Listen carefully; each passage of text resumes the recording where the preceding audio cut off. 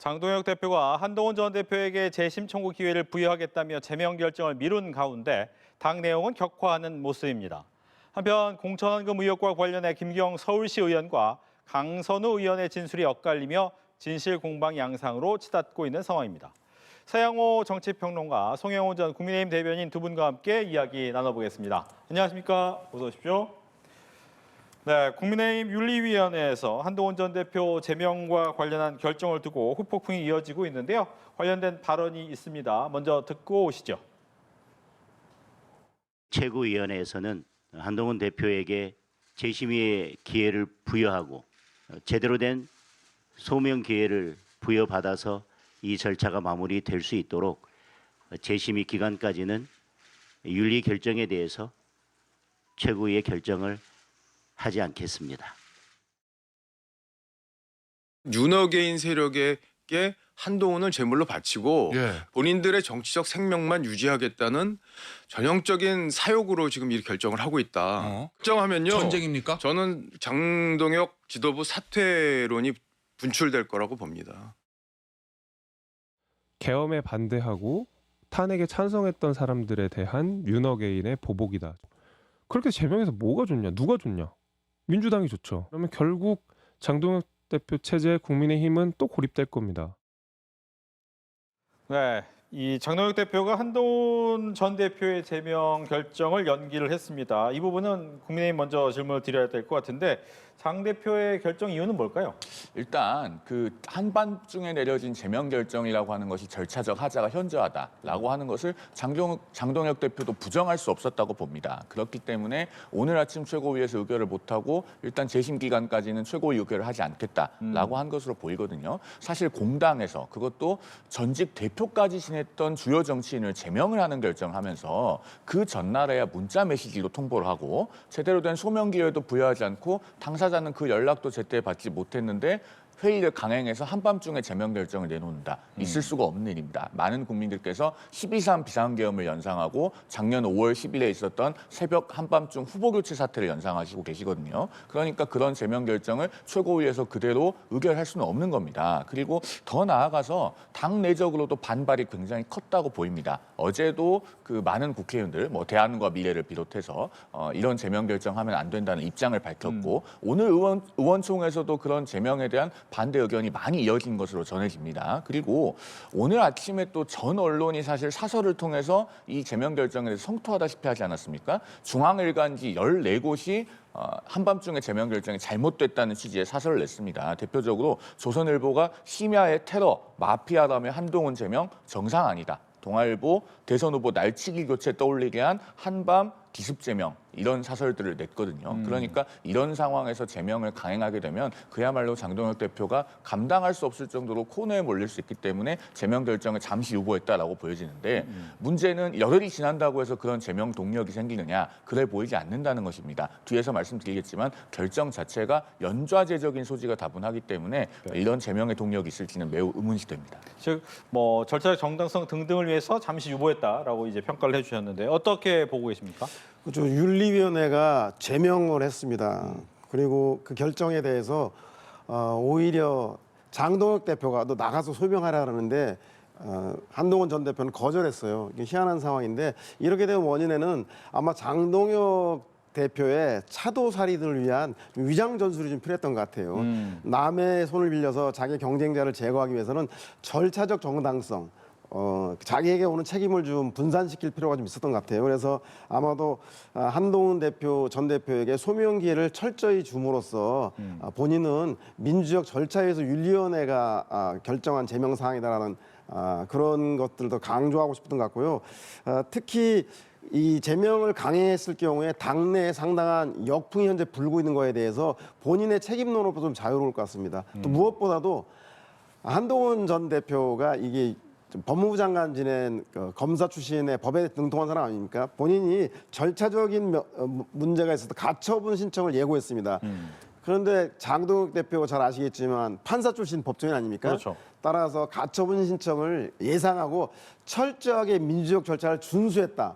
가처분 신청을 예상하고 그 절차적 우위성을 확보하기 위해서 장동혁 대표가 변명의 기회, 소명의 기회를 계속 강조하는 게 아닌가 싶습니다. 네, 뭐 국민의힘 내부에서는 좀 이 내용이 계속 격화되고 있는데 오늘 의총에서는 장 대표는 징계를 철회하고 한동훈 전 대표는 사과하면 되지 않느냐라는 얘기도 나왔어요. 결과적으로 이 방법이 봉합에 좋은 방법이냐 아니면 다른 방법이 있느냐 여기에 대한 얘기를 듣겠습니다. 언뜻 듣기에는 양쪽의 중간점에 있는 의견이기 때문에 그럴듯한 절충책처럼 보입니다만 실제로는 그렇게 실행되기가 상당히 어려운 구조적인 문제가 있습니다. 왜냐하면은 한동훈 전 대표가 사과하는 것을 일종의 중재안으로 내놓고 있는데 사과는 어떤 진실된 사실에 기반해야 되는 것이죠. 그런데 지금 국민의힘의 그 제명 결정의 근거가 된 당무감사위원회 조사 결과라고 하는 것이 상당 부분 조작이 있다고 하는 것이 작년 연말부터 드러나고 있습니다. 대표적인 게 어떤 것이냐면 한동훈 전 대표의 가족이 그 당원 게시판에 썼다고 하는 글들은 2024년 말에 주진우 당시 법률자문위원장이 전수조사를 해서 본인의 유튜브에서 상세히 밝힌 적이 있습니다. 주로 사설, 칼럼, 신문기사 이런 것들이 대부분이고 나머지도 정치적 견해 표명이어서 법적으로 문제 삼을 만한 글들은 없다. 그러면은 그것만 가지고 한동훈 전 대표를 징계 시도하면 그건 연좌제가 되겠지요. 그러다 보니까 당무감사위원장이 내놓은 결과 중에 어떤 것이 있냐면 이미 한동훈 전 대표의 동명이인, 그러니까 한동훈 전 대표는 그 당원 게시판에 가입한 적이 없는데 동명이인 한동훈이 쓴 글들을 한동훈 전 대표의 장인이 쓴 것처럼 리스팅해놨습니다. 그런데 그 게시물들이 게시판에 남아 있어서 실제로 확인을 해보면은 그 한동훈 전 대표의 장인인 진모 씨가 아니라 동명이인 한동훈이 쓴 것이라는 것이 확인이 되거든요. 그래서 조작이라는 이야기가 나오는 것인데 그러면은 조작된 결과에 대해서는 거둬들이고 팩트를 기반으로 논의가 될 수 있어야 어떤 유감 표명이든 무엇이든 가능하지 않겠습니까? 그렇기 때문에 상당 부분 조작이라고 있는 것이 드러난 마당에는 장동혁 대표가 2호선 당무감사위원장 그리고 이런 자료를 토대로 그대로 제명 결정에까지 나아간 윤민호 윤리위원장에 대해서 인사 책임을 물어야 됩니다. 그리고 여기에 대해서 바로잡는 조치가 있어야 한동훈 전 대표도 어떤 의사표시를 하고 그러면서 정치적 해결점이 만들어질 수 있는 것이지 이런 것들을 전제하지 않고 막연히 딱 잘라서 정중앙에서 뭔가를 해보자라고 하면은 그것이 실제로 작동되기는 매우 어려울 것으로 보입니다. 네, 국민의힘의 내용의 봉합 방안 어떤 게 있을까요? 그러니까 부부 싸움을 해도 대판 싸웠는데 야 먼저 사과하고 화해 그거 불가능합니다. 네. 그래서 원인을 해결해야 되는데 제가 볼 때는 한동훈 전 대표도 그렇고 장동혁 대표도 그렇고 정치를 국민의힘 선배들로부터 배우지 않았겠습니까? 미래 권력을 두고 싸우는 권력 투쟁에는 아예 상대가 완전히 제거될 때까지는 그 양보해서는 안 된다는 것을 윤석열 전 대통령이 한동훈 전 대표를 쫓아내는 걸 보는 과정에서 배웠을 것이고 스스로 세운 김문수 후보를 새벽에 쳐내고 한덕수를 세우는 과정을 보면서 야 권력 투쟁은 이거는 뭐 한치도 양보했으면 안 되겠구나라는 것들을 배운 것 같아요. 그래서 향후에 국민의힘 내외에 차기 대선 후보 유력 주자가 현재는 사람이 없습니다. 네. 그 외부에서는 그 한동훈 전 대표 정도가 꼽힐 정도인데 장동혁 대표가 대권 꿈을 꾸면서 당내 자신의 경쟁자가 될 사람의 싹을 자르자. 윤석열 전 대통령이 한동훈을 하듯이 한덕수를 쳐내고 김문수를 세우듯이. 그래서 원래는 당내 선의의 경쟁을 통해서 서로 윈윈하면서 당의 외연을 확장하는 것이 상식인데 국민의힘의 내부 권력 투쟁은 오히려 민주당과 국민의힘의 그 정당 간의 대결보다 더욱더 처절한 피비린내가 나는 싸움인 것 같습니다. 그래서 장동혁 대표는 한동훈 전 대표를 반드시 국민의힘에서 제거해야 되기 때문에 네. 이번 싸움의 봉합은 현실적으로 불가능하지 않겠나는 생각이 듭니다. 예. 그럼 추가로 질문 드릴게요. 이제 봉합은 불가능할 것이다. 왜냐하면 미래 권력을 보고 있기 때문에 그 지점을 같이 갈 수는 없다라고 보고 있잖아요. 이 부분에 대해서 어떻게 생각하십니까? 그런데 장동혁 대표는 본인 앞에 어떤 정치 스케줄이 놓여 있는지를 생각해야 됩니다. 앞서 제가 14개 중앙일간지가 사설로 일제히 제명 결정이 잘못됐다라는 취지로 비판했다라는 말씀을 드렸는데요. 거기에 핵심은 어떤 부분이 있냐면 이제 6.3 지방선거를 앞두고 과연 국민의힘이 내부 분열하고 두동강이 났을 때 이재명 정부와 민주당 정권을 견제할 수 있느냐 여기에 핵심이 있는 겁니다. 그러면은 한동훈 전 대표를 몰아내면 마치 자신이 이 당을 완벽하게 장악하고 대선 주자가 될 수 있을 것 같은 일종의 착시 효과에 사로잡혀 있을지 모르겠지만 반에서 2등하는 학생이 반에서 1등하는 학생을 전학 보낸다고 해서 본인이 서울대 가는 게 아닙니다. 자기 점수가 오르고 자기 수능 등급이 올라야 좋은 학교를 가는 것이죠. 마찬가지로 장동혁 대표도 결국은 이번 지방선거의 성적표로 평가받게 되어 있습니다. 그런데 보수가 내부에서 이렇게 심각한 분열과 내용을 국민 앞에 드러낼 때 과연 어떤 국민께서 손을 들어주고 싶으시겠습니까? 그러면은 본인 앞에 놓여 있는 그 정치 스케줄을 생각해서 매우 냉정한 이성을 되찾아야 됩니다. 아마 거기에서 본인의 정치적 이익을 궁극적으로 극대화하는 길도 포용하고 화합하고 정도를 걷는 것이지 누구를 축출하고 12.3 비상계엄과 유사하다고 평가받는 당내 계엄 조치를 하는 것이 답은 아닐 것이다라는 말씀을 드립니다. 네, 이런 가운데 장 대표는 여당을 향해서 통일교 정치권 로비 의혹, 또 공천 헌금 의혹 등 이른바 쌍특검법 수용을 촉구하면서 단식에 돌입했습니다. 이에 민주당은 정치적 쇼다 비판하고 나섰는데 관련 발언 듣고 이어나가도록 하겠습니다. 국민의힘은 통일교 게이트 특검과 공천 뇌물 특검을 통과시키기 위해서 개혁신당과 함께 싸우기로 했습니다. 저는 국민의 목소리가 모이는 이곳 국회 본회의장 로텐더홀에서 특검법 수용을 촉구하는 단식을 시작하겠습니다. 당연히 통일교와 저 신천지는 같이 특검을 해야 된다라는 입장을 가지고 저희가 수용한 것인데 그렇게 되니까 다시 신천지는 빼야 된다라고 이제 같이 하면 될 문제인데 그 단식까지 하는 것은 저희 당에서 봤을 때에는 결국은 통일교 특검을 하지 않겠다라는 거에 대한 그 비판의 목소리들을 잠재우려는 그런 정치적인 쇼 아닌가. 네. 여당에서 이제 2차 특검법을 강행하니까 여기에 대해서 쌍특검법 수용 그리고 단식 얘기까지 하고 있습니다. 단식을 아마 시작하겠죠.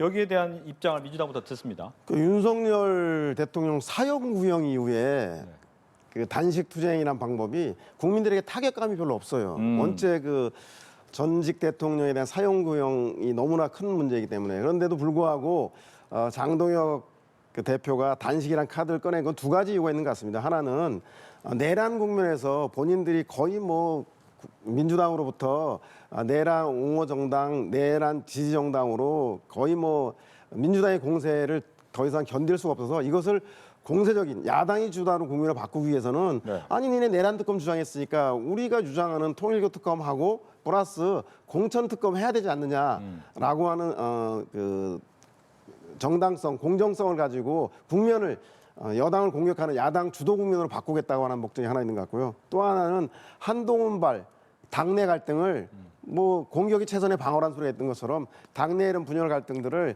외부에 있는 투쟁을 통해서 지지자들 결집을 시켜서 당대표의 지도력을 회복하려고 하는 게 아닌가 싶은데요. 문제는 이 단식 투쟁이 할 때는 주목도가 좀 있습니다만 그것도 뭐 윤석열 전 대통령 사형구형으로 빚은 발했지만 그래도 주목도가 있는데 문제는 단식의 출구 전략이 상당히 어렵습니다. 이게 특검법이 통과되거나 아니면 먼저 쓰러져야 되는데 제가 볼 때는 특검법의 의석수가 민주당이 절대 다수 의석을 가지기 때문에 민주당은 통일교는 신천지랑 같이 하자.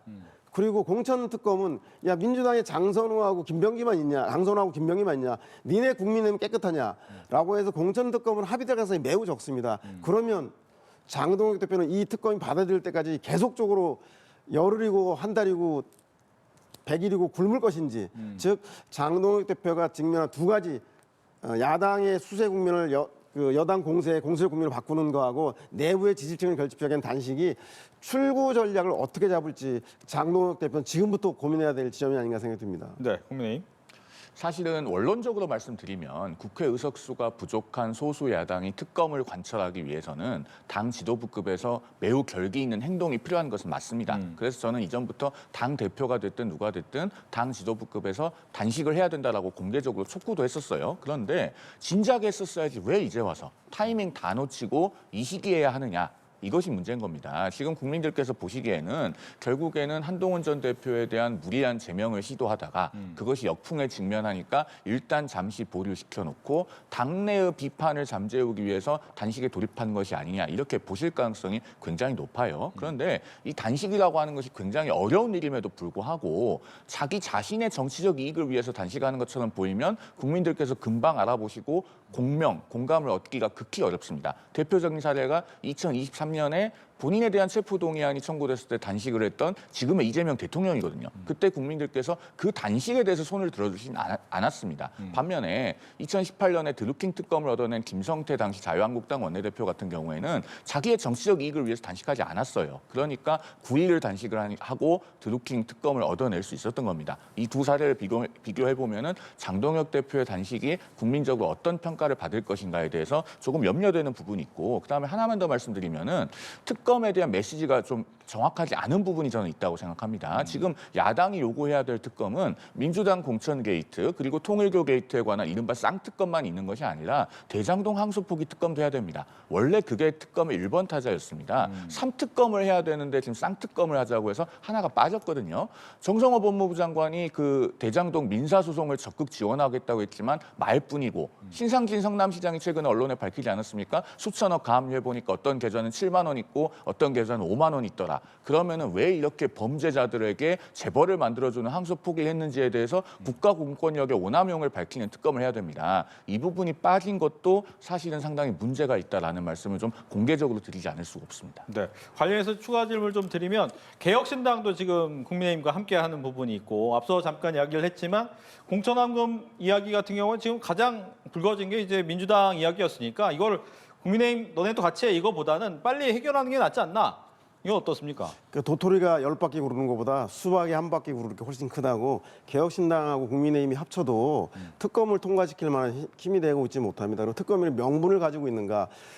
특히 공천 특검과 관련해서는 그 정당 전체적으로 문제가 발생이 되어 있는 문제인데, 당장 문제가 된 강선우, 김병기 의원에만 국한되어서 특검을 야당이 주장한다면 여당이 그것을 받을 리가 만무하고요. 그러면 전체적인 의원들에 대한 그 대상을 넓혀야 될 텐데, 그렇게 되면 지금 새해 예산안이라든가 민생, 경제, 물가, 부동산, 그 민생 경제 현안이 아주 많고 국민들의 생활과 밀접돼 있는데, 그런 현안들을 다 내팽개치고 정치인들끼리 정쟁으로 전락할 이런 그 공천 특검으로 날을 세울 것인가, 이 문제에 대해서는 야당이 동력을 확보하지 못할 것이라는 생각이 들기 때문에, 저는 차제 공천 제도의 개선이라든가, 문재인은 강선우, 김병기 의원에 대해서는 사법 처리 결과가 어떻게 나오는지 보고 차제 공천의 제도를 손보면서 여야가 빨리 이런 그 사법 개혁, 사법을 둘러싼 사법 이슈에서 민생 경제 이슈로 전환하는 것을 국민들이 요구하지 않나 생각이 듭니다. 네, 앞서 잠깐 대장동 특검도 얘기했지만 공천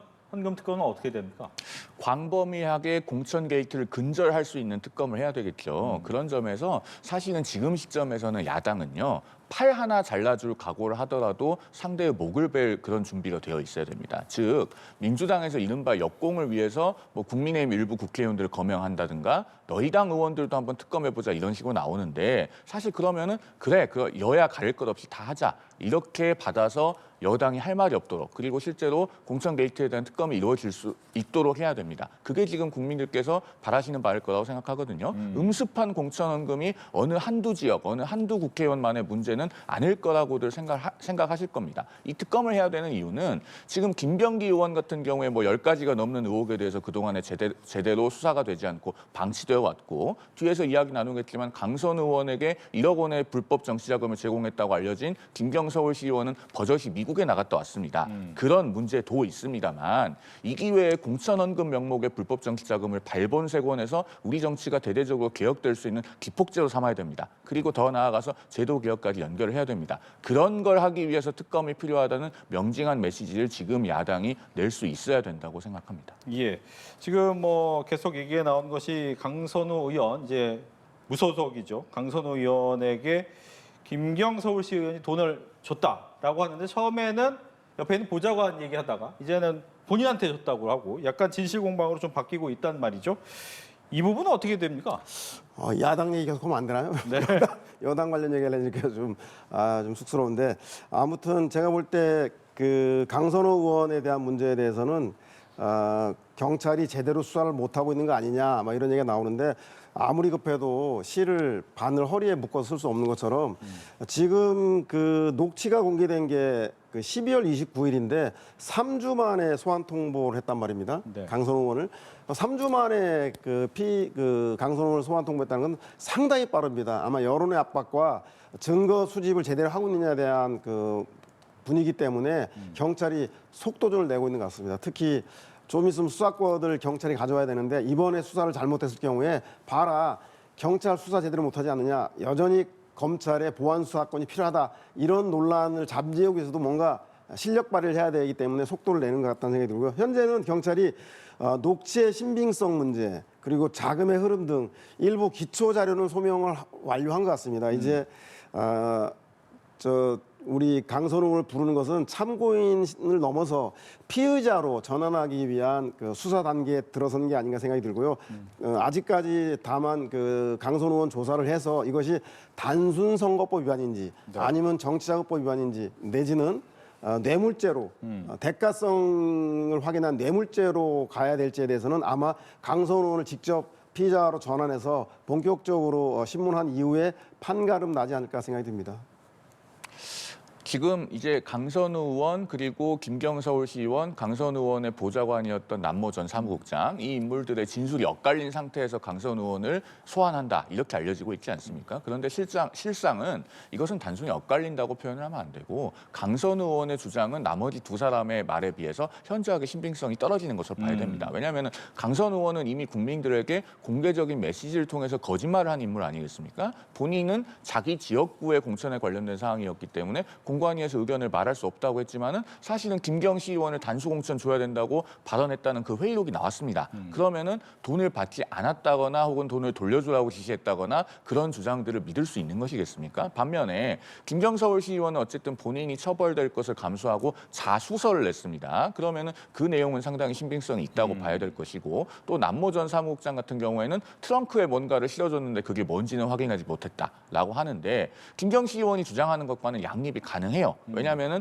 그 사무국장이 잠시 자리를 떴을 때 내가 돈을 줬고 그리고 그것이 만약에 이제 5만 원권 현금이라고 하면은 1억 원은 무게가 대략 2kg이 약간 안 됩니다. 그러면 그런 것이 무언가에 담겨 있다고 하면은 뭐 다른 사람에게 트렁크에 실어라라고 하는 것이 있을 수 있는 일이기 때문에 그러면은 강선우 의원에 대해서 뚜렷한 혐의를 두고 이걸 입증하기 위한 조사를 해야 됩니다. 문제는 강제 수사를 제때 일찍 하지 않았기 때문에 이 수사의 순서가 많이 꼬였습니다. 경찰이 과연 극복할 수 있을 것인지 며칠은 더 지켜보겠지만 결국에는 국민들께서 납득할 수 있는 결과를 조기에 내놓지 못하면 이건 특검을 반드시 해야 된다고 생각합니다. 예, 김병기 의원에 대한 수사도 계속 진행이 되는데 이제 귀중품을 보관했다라고 알려진 금고를 찾으려고 했는데 아직 못 찾았어요. 그리고 아이폰을 또 제출했는데 비밀번호는 내지 않았습니다. 그러다 보니까 이제 수사가 좀 쉽지 않다라고 얘기는 하는데 김병기 의원도 수사가 좀 어려워요, 지금? 네, 김병기 의원 그런 대신에 현재 여러 예고편들이 나왔기 때문에 이제 곧 본인이 출연하는 본편이 개봉박두된 게 아닌가 생각이 듭니다. 그래서 그 경찰의 소환 조사가 임박했다라고 볼 수 있겠는데요.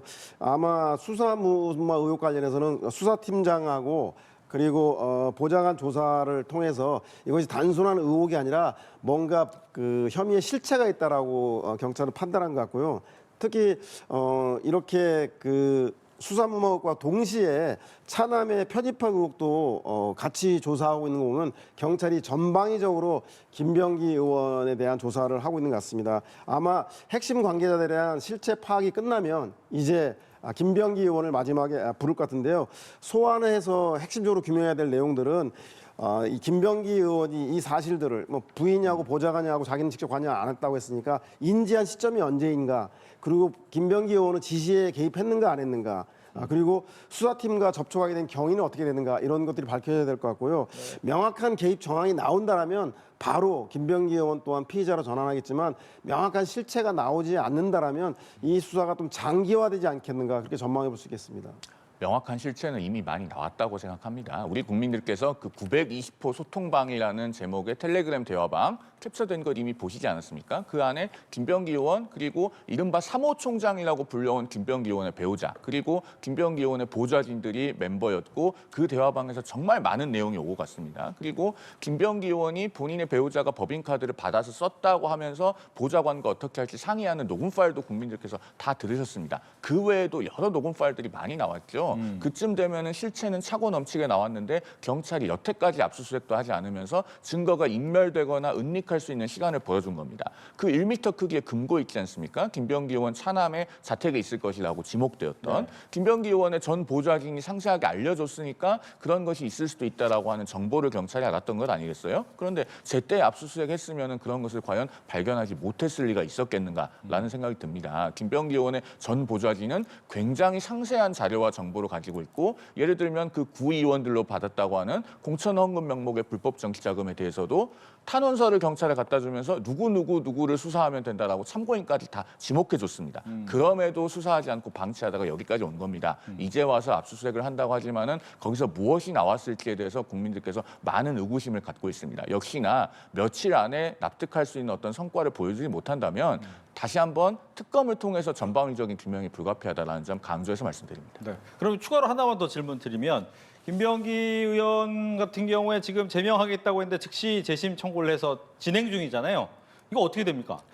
제가 볼 때는 뭐 정치적으로 좀 해결했어야 되는 게 아닌가 싶은 생각이 듭니다. 김병기 원내대표가 사실은 이재명 정부 출범 이후에 입법적인 지원이라든가 그리고 당과 청와대 간의 소통의 역할들을 많이 해서 필요할 때는 적극적으로 활용을 했는데 문제가 생기자 제가 볼 때는 당도 그렇고 청와대도 그렇고 김병기 의원을 따로 만나서 상황에 대한 심각성을 이야기하고 책임져 줄 것을 호소한다든가 이럴 때 정무수석이나 비서실장이 나서서 좀 이렇게 국민적 의혹이 심하니 거치 표명을 요구하고 그리고 이 파도가 지난 다음에 예전과 같은 관계를 회복했다라든가 이런 정무적인 활동들을 하지 않았기 때문에 김병기 의원이 오히려 더 감정적으로 대응하지 않고 있나 생각이 들어서요. 저는 김병기 의원이 이렇게 본인을 소명하기 위한 절차들은 저는 밟아야지 나중에 그래도 여당의 원내대표였던 사람으로서 사후에 법적 절차에 하자가 없을까 생각이 들어서 그거는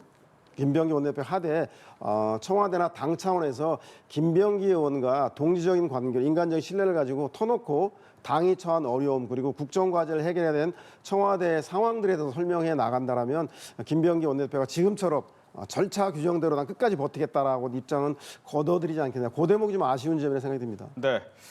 마지막으로는 내일 오후 2시에 열리는 윤석열 전 대통령의 체포방해 사건 1심 선고 관련된 이야기를 하겠습니다. 구형은 10년이었어요. 징역 10년이었는데 과연 어떻게 나올 것인지에 대한 관심이 있는데 이 부분은 국민의힘부터 듣고 마지막에 기회를 드리겠습니다. 일단 국가적으로 또다시 불행한 일이죠. 전직 대통령이 이렇게 형사 재판을 받고 더더군다나 매우 위중한 혐의를 받는 상태에서 이제 선고를 목전에 앞두고 있는 것 대단히 불행한 일이고 우리 역사에서 다시 반복되어서는 안 될 일입니다. 내일 어떤 결과가 나오더라도 우리 헌정사에서 이런 불행이 반복되지 않도록 앞으로 현재의 대통령 그리고 미래의 대통령들도 권력이 올바르게 감시되도록 하는 계기를 우리 사회가 교훈으로 얻어야 된다라는 말씀을 드리고 그런 점에서 이재명 대통령도 특별감찰관에 관한 언급을 했었었는데 결국은 대통령이라고 하는 자리는 굉장히 막강하지만 혼자서 어떤 위법이나 불법을 저지르기는 굉장히 어렵습니다. 결국은 대통령을 돕는 스태프들, 참모진들이 그 지시를 이행하고 적극적으로 가담해야지만 어떠한 불법이든지 할 수가 있는 것이거든요. 그런 점에서 대통령실, 청와대 내부가 잘 모니터링 될 수 있도록 하는 특별감찰관을 빨리 추천하고 임명해야 되는 것이 우리가 앞으로 얻어야 될 교훈입니다. 이것은 민주당이 마음만 먹으면 할 수 있는 일이기 때문에 내일 당장이라도 추천하면은 모레 국회 본회의 통과할 수 있지 않겠습니까? 그런 좀 적극성과 속도를 내야 하는 것이 우리 사회가 앞으로 가야 할 길이다라는 말씀을 좀 드리겠습니다. 네, 아마 내란죄로 사형이 구형되어서 체포방해죄의 10년 구형이 내일 나는 선고는 별로 관심이 없을지 모르는데 전 뭐 그렇지 않다고 생각이 듭니다. 체포방해에는 비교적 명확한 입증된 사실들이 적시되어 있고요.